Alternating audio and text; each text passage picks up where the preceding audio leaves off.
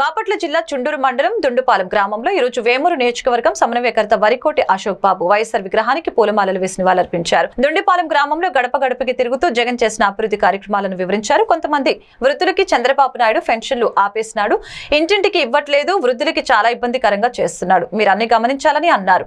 మరొకసారి జగన్ ని సీఎం చేసుకుందామని తెలిపారు. అధిక సంఖ్యలో కార్యకర్తలు హాజరయ్యారు. గ్రామ సర్పంచ్, మండల ప్రెసిడెంట్లు, ఎంపీటీసీలు, జెడ్పీటీసీలు పాల్గొన్నారు.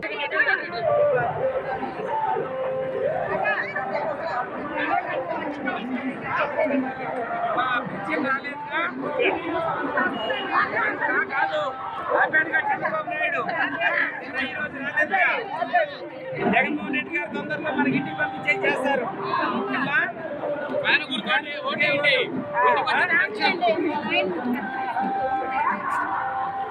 ఓకే